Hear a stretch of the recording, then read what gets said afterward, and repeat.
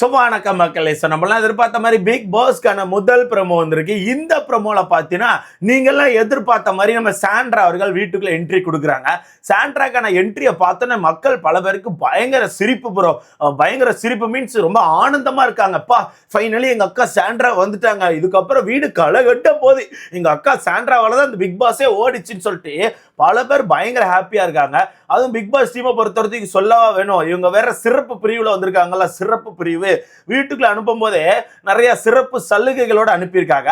But எனக்கான கேள்வி என்னன்னா, அக்கா வெளியே வந்து ஷோ எல்லாம் பார்த்தாங்களா? வெளியே வந்து ஷோ பார்த்தாங்களா? இல்ல சோசியல் மீடியால என்னெல்லாம் நடக்கு இந்த விஷயங்கள்லாம் பார்த்துருப்பாங்களா? இல்லை எனக்கு சரியா தெரில. ஏன்னா அக்கா மூஞ்சில பயங்கரமான ஹாப்பினஸ் இருக்கு, என்ன எளவுன்னு எனக்கு சுத்தமா புரியல. மேபி அக்கா எல்லாம் பிளான் போட்டு தான் வந்திருப்பாங்களோ.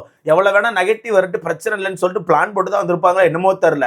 இவ்வளவு நெகட்டிவ் இருந்த பிறகு கூட அக்கா வந்து தன்னை காப்பாத்திக்கிறதுக்கு ஒரு கிளிப்பை பார்த்துட்டு வந்திருக்காங்கன்னா அக்கா வந்து எல்லாம் பிளான் போட்டு தான் வந்திருப்பாங்க எனக்கு தோணுது கைஸ். எனக்கு அப்படிதான் ஃபீல் ஆகுது. அப்போ நம்ம சாண்ட்ரா அவர்கள் என்ட்ரி கொடுக்குறாங்க. நல்ல ஒரு பாட்டு வர கைஸ், சென்னை செந்தமி. ஐயா அந்த பாட்டு தானே, ஏதோ ஒரு பாட்டு, ஏதோ மல்லு சாங் தான் கைஸ் போட்டாங்க. என்ன எனக்கு கரெக்டா தெரியல, அந்த பாட்டு தான் நினைக்கிறேன். பாட்டை போட்டோன்னே பிரஜனுக்கு தெரிஞ்சு போச்சு, என் பொண்டாட்டி வந்துட்டான்னு சொல்லிட்டு எல்லாம் வாசல்ல நிற்கிறாங்க. பிரஜனுக்கு மட்டும்தான் ஹாப்பியா இருக்கு, பிரஜன் மட்டும் தான் சந்தோஷத்துல இருக்காரு. மத்த எல்லாரும் இதுவா இது எதுக்கு வருது அப்படின்ற மாதிரி தான் நின்றுட்டு இருக்காங்க. பிரஜன் சந்தோஷமா பார்த்துட்டு இருக்கும்போது கதவை டக்குன்னு ஓப்பன் பண்றாங்க. டக்குன்னு நம்ம சாண்ட்ரா வந்துட்டு புருஷா, ஐயோ புருஷனை மிஸ் பண்ணனே அப்படின்னு சொல்லிட்டு பயங்கரமா பாக்குறாங்க. ஆமா கைஸ், உண்மையாவே அவங்க பயங்கரமா மிஸ் பண்றாங்க. ஏன்னா 20 வருஷமா பிரஜனையும் சாண்ட்ராவே பிரிச்சு வச்சிட்டாங்க பிக் பாஸ் டீம். அதனால டக்குன்னு பார்த்தோன்னே பயங்கரமா மிஸ் பண்ணியிருக்காங்க. அதுலேயே சிறப்பு பிரிவுல இவங்க சிறப்பு பிரிவு டீம் வந்து ரொம்ப சிறப்பா கவனிச்சிருக்காங்க. ரோஸ் கொடுத்து அனுப்பியிருக்காங்க கைஸ், ரோஸ் கொடுத்து அனுப்பியிருக்காங்க. அப்ப உள்ள வந்தோடனே முட்டி போட்டு Prajan I love you Prajan, இந்த 20 நாள் நீ எனக்கு எவ்வளவு முக்கியம்னு சொல்லிட்டு காமிச்சிட்டு பிரஜன் லவ் யூ பிரஜன் சொல்லிட்டு முட்டி போட்டு பயங்கரமா ஃபீல் பண்ணி அந்த ரோஸை கொடுக்குறாங்க. பரவாயில்ல கைஸ், அக்காவுக்கு கண்டிப்பா சீரியல் வாய்ப்பு கிடைக்கும் அப்படிங்கிறது எனக்கு உறுதி ஆயிட்டு. ஏன்னா அக்காவால எல்லா இடத்துலையுமே எல்லா டைமும் டப்புன்னு ஆக்டிங் பண்ண முடியுது. டப்புன்னு வந்துருது கைஸ், டப்புன்னு வந்துருது. அப்ப முட்டி போட்டு அந்த ரோஸ் கொடுக்கும் போது ஆப்போசிட்ல பிரஜன் பாக்காரு, பண்றதெல்லாம் பண்ணிட்டு முட்டி போட்டு ரோஸா கொடுக்குற ரோஸ், சரி வா உன்னை தூக்கி ஒரு சுத்துறேன்னு சொல்லிட்டு சாண்ட்ரா தூக்கி ஒரு சுத்து சைன்னு சுத்துறாப்ல. சாண்ட்ரா மூஞ்சில ஒரே சிரிப்பு கைஸ்,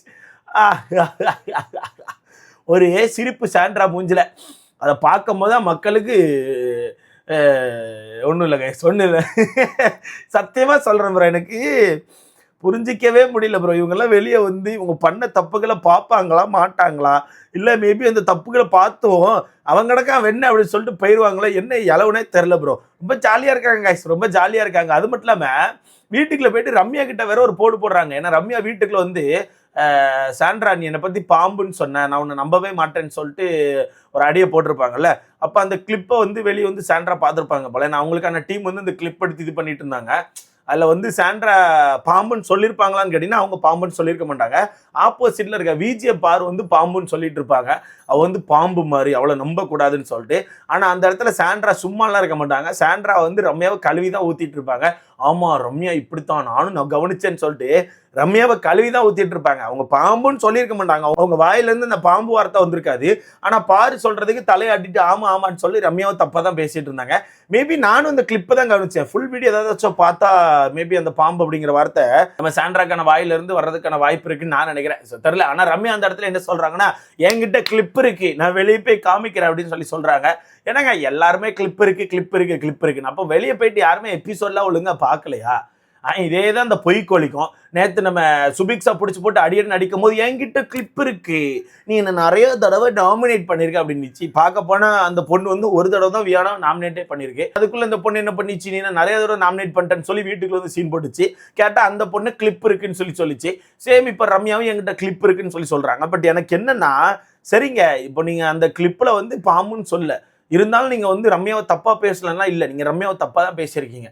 அது என்னங்க ஒரு சிரிப்பை பார்த்தீங்களா கைஸ்? சாண்ட்ராக்கான மூஞ்சில சிரிப்பை பார்த்தீங்களா? இல்லை என் குழந்தைகள் மேல சத்தியமா சொல்றேன், நான் பாம்புன்னு சொல்ல. ஓகே அப்படி நடந்து பேச்சு வரா. சிரிச்ச மணிக்கு ரம்யா கிட்ட சொல்லிட்டு ரம்யா சைட்ல புலம்பிட்டு இருக்கு, ஆள் நடந்து போயிட்டு இருக்கு. இது எனக்கு புரியல கைஸ், சத்தியமா புரியல. அப்போ வீட்டில் இருக்கவங்க எல்லாம் பைத்தியக்காரங்களா? வீட்டுல இருக்க எல்லாரையுமே கேவலமா பேசிட்டு அப்புறம் வெளியே போயிட்டு எல்லாத்தையும் பார்த்ததுக்கு அப்புறமா இவ்வளோ ஜாலியா வீட்டுக்கு சுத்திட்டு இருக்காங்கன்னா இவங்களுக்கு என்ன சொல்ல எனக்கு தெரியல காய். சத்தியமா சொல்றேன், எனக்கு இவங்களை என்ன சொல்லனே தெரியல. ரொம்ப ஜாலியா வந்து ரம்யா கிட்ட மட்டும் பேசிட்டு கிளம்பி போயிட்டு இருக்காங்க. அதுல அமித் ஒரு அடிய போடுறாப்ல. இப்ப பார்க்க போனா அமித் பிடிச்சி போட்டு நம்ம சாண்ட்ராவை அடிச்சா சாண்ட்ரா ஒப்பாரி தான் வைக்கணும், அடுத்த பேனிக் அட்டாக் வந்துடும். அப்ப அந்த இடத்துல அமித் டென்ஷனே உட்காந்து என்ன பேசுறாருன்னா, என்னை பத்தி இந்த அம்மா என்னெல்லாம் பேசிருக்கு தெரியுமா, எவ்வளவு விஷயங்கள் பேசியிருக்காங்க தெரியுமா, சே அதெல்லாம் சொல்லக்கூடாதுப்பா, இதுக்கப்புறம் சொல்லி என்ன பண்ண, இனி பேச வேண்டாம்னு சொல்லிட்டு ஒரு மாதிரி விடுறாப்புல. அந்த மனுஷன் நினைச்சா சாண்ட்ரா பிடிச்சி உட்கார வச்சு, என்னம்மா நானாமா உனக்கு வாண்டாரா வந்து வந்து உட்கார்ந்து உன்ட்ட பேசிட்டு இருந்தேன், எனக்கு என்னமா தலையெழுத்தாமா, நீ சேடா இருக்க போய் தானமா உன்ட்ட வந்து பேசினேன், ஏதோ நான் வந்து உன்னை ஃபோர்ஸ் பண்ணி உன் பக்கத்துல வந்து உட்கார்ந்த மாதிரி சீன் போட்டிருக்கேம்மான்னு சொல்லிட்டு அமித் நினைச்சா ஒரு அடியை போடலாம். ஆனா அமித் பேச மாட்டேங்காப்ல. அமித் சொல்லிட்டாப்ல, இல்ல எனக்கு நம்ம ஃபினாலேல இருக்கோம், ஓகே எப்படியோ இவங்க 4 பேர் ஃபினாலேக்கு வந்துட்டாங்க, யாருக்கும் நெகட்டிவ் கொடுக்க விரும்பல, எல்லாரும் நல்லா இருக்கட்டுன்னு சொல்லி அந்த மனுஷன் அமைதியா இருக்காப்ல. அந்த மனுஷன் நினைச்சா பிடிச்சி போட்டு கும்மிடுவாப்ல. இப்ப எனக்கு அடுத்த கேள்வி என்னன்னா, சரி ஓகே அதை விட்டுருக்கேன், திவ்யா பத்தி பேசுனது, ஆதிரை பத்தி பேசுனது, கனி பத்தி பேசுனது, அதெல்லாம் எங்கிட்ட போய் சொல்லி அடிக்கலாம்? இல்ல அதெல்லாம் எங்கிட்ட போய் சொல்றதுங்க, உங்க புருஷனா வீட்டுக்குள்ள உட்காந்து அதை சமாளிச்சுட்டு இருக்காரு. இல்ல சாண்ட்ரா அப்படி பேசல, சாண்ட்ரா உன்னை தப்பெல்லாம் பேசியிருக்க மாட்டா, சாண்ட்ரா வந்து ஏதோ கோவத்துல இந்த மாதிரி பேசிடான்னு சொல்லிட்டு புருஷன் சமாளிச்சுட்டு இருக்காரு. பொட்டாட்டி நீங்க வந்து என்னத்தை சமாளிக்க போறீங்க? நாங்க அப்பா வியானட்ட போய் பேச வேண்டியதானே, வியானோ நான் கக்கூஸ்ல உங்ககிட்ட அந்த விஷயங்கள் பேசல, நான் கக்கூஸ்ல வச்சு பிரஜனுக்கும் திவ்யாவுக்கும் தொடர்புன்னு சொல்லி பொசஸ் ஆகி நான் பேசவே இல்லைன்னு சொல்லிட்டு வியானாட்ட சொல்ல வேண்டியதானே. வியானாட்ட சொல்லியிருந்தா வியானா பிடிச்சி போட்டு கும்மி இருப்பல்ல, ஆமா நீ என்கிட்ட அந்த விஷயத்தை தான் சொன்னேன்னு சொல்லிட்டு வியானா போட்டு உடச்சிருப்பல்ல, பெரிய கண்டென்ட் ஆயிருக்கும்ல. வியானாட்ட சொல்றது இல்லை, ஏன்னா அவங்க உண்மையாவே அங்க வியானாட்ட பேசியிருக்காங்கல்ல, அங்கெல்லாம் பேச வாய் வராது. எனக்கு சத்தியமா சொல்றேன் ப்ரோ, இவங்கெல்லாம் எப்படி இது பண்றாங்கன்னு தெரியல ப்ரோ. வெளியே வந்து கண்டிப்பா பார்த்துருப்பாங்க, அவங்க விஷயங்கள்லாம் எடுத்து போட்டு சோசியல் மீடியால பயங்கரமா ட்ரெண்ட் பண்ணியிருக்காங்க. அது மட்டும் இல்லாம பாரு காமு மேட்டர்ல ரொம்பவே ஓவரா போயிட்டாங்க, அது உங்களுக்கே தெரியும். அது ஒரு மாதிரி இந்த பயந்த விஷயம்லாம் அது ரொம்ப ஓவரா போயிருச்சு. மக்கள் வேற எடுத்து போட்டு அவ்வளவு கும்மி இருக்காங்க. இவ்வளவு விஷயத்த பார்த்ததுக்கு அப்புறமும் வீட்டுக்குள்ள சிரிச்சா மேனிக்கு வந்திருக்காங்கன்னா தெரியல கைஸ். நான் நினைச்சேன் சாண்ட்ரா ரிட்டர்ன் என்ட்ரியே கொடுக்க மாட்டாங்கன்னு சொல்லிட்டு, இருந்தாலும் நேற்று என்ட்ரின்னு சொல்லி நியூஸ் வந்தோன்னு நான் நினைச்சேன்னா சரி போவாங்க, போயிட்டு பிரஜன் கிட்ட மட்டும் பேசிட்டு அப்பாட்டு ஜாலியா சுத்திட்டு இருப்பாங்க நான் நினைச்சேன். பார்த்தா அவங்க சைடு விஷயத்த நியாயப்படுத்துறதுக்கெல்லாம் முக்கிட்டு இருக்காங்க.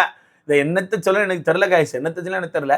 அதுல திவ்யாக்கான மூஞ்சி பார்த்தீங்களா, வந்துட்டா ஜாக்கடா, இவளை வரலன்னு சொல்லி எவனாச்சும் அழுதானான்னு சொல்லிட்டு திவ்யா ஒரு மாதிரி பார்த்துட்டு இருக்காங்க.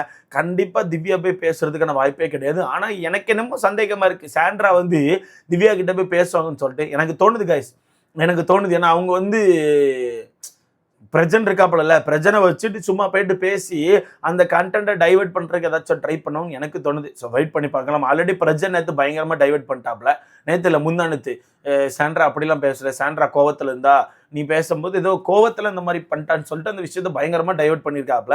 அப்போ கண்டிப்பா பிரஜனோட சேர்ந்து போயிட்டு சாண்ட்ரா திவ்யா கிட்ட உட்காந்து பேச வாய்ப்பு இருக்கு. சொல்ல முடியாது, வெளியே திவ்யாக்கு இருக்க சப்போர்ட்டை பார்த்துட்டு சரி வேண்டாம் இந்த டாப்பிக்கை பேசினா இது ரொம்ப மோசமா போயிருன்னு சொல்லிட்டு அந்த டாப்பிக்கே பேசாம இருக்கிறது கூட வாய்ப்பு இருக்கு. ஸோ வெயிட் பண்ணி பார்க்கலாம். இதை பத்தி உங்களுக்கான கருத்து என்ன? அக்காக்கான என்ட்ரியில நீங்க எவ்வளவு ஹாப்பியா இருக்கீங்க? பிரஜன் சாண்ட்ரா 2 பேரும் 20 வருஷம் கழிச்சு ஒன்று சேர்ந்துருக்காங்க. ஸோ அதை பற்றி உங்களுக்கான கருத்து என்ன எல்லாத்தையும் மறக்காமல் கமெண்டில் போட்டுருங்க. பரவாயில்ல கைஸ், ரோஸு கொடுத்து அனுப்பியிருக்காங்க, பட் இதில் சிறப்பு பிரிவுங்கிறத காமிக்கிறாங்க பார்த்தீங்களா. இப்போ நீ அப்படி பார்க்க போனால் வீட்டுக்குள்ள வந்து துஷாருக்கும் ரோஸ் கொடுத்துருக்கணும்ல.